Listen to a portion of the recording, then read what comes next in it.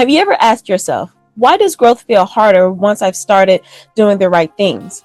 Or why does rebuilding often feel more difficult after I committed to the structure and not before it? It's not because you're regressing, it's because resistance changes form when identity starts to shift.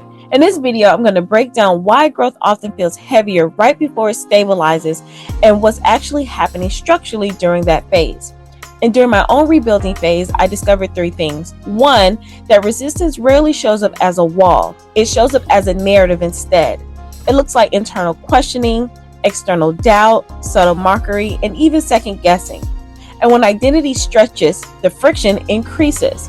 And growth destabilizes identity before it strengthens the structure. That destabilization feels like friction, not because you're failing, but because your identity is actually recalibrating.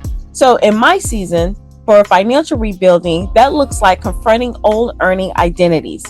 And for my physical rebuilding, that looks like confronting comfort-based self-worth. And for my business rebuilding, it looks like confronting scale and visibility. And if you have no idea what I'm talking about, make sure you go back and watch the previous video. So this isn't about emotional instability.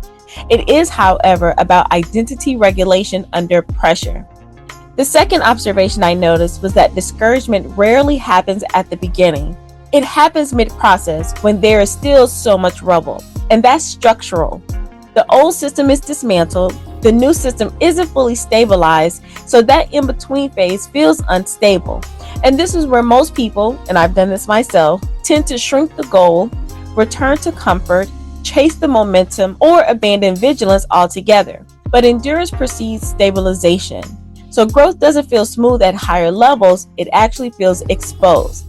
The third observation was a big shift for me. I realized that rebuilding isn't sequential. You don't rebuild first and then guard later. You build and guard at the same time. One hand constructing and one hand protecting. So this is what it looks like in my current season. Rebuilding income while guarding against spending gates.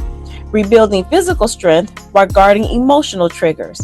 And rebuilding business while guarding mental bandwidth. So growth without guarding actually collapses, and protection without building stagnates.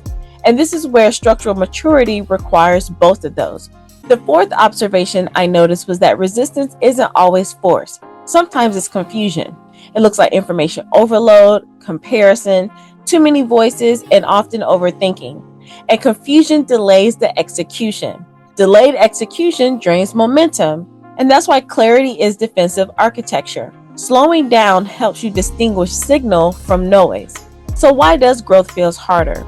It feels harder at higher levels because identity is stretching, systems are being tested, resources are being regulated, and resistance becomes more subtle.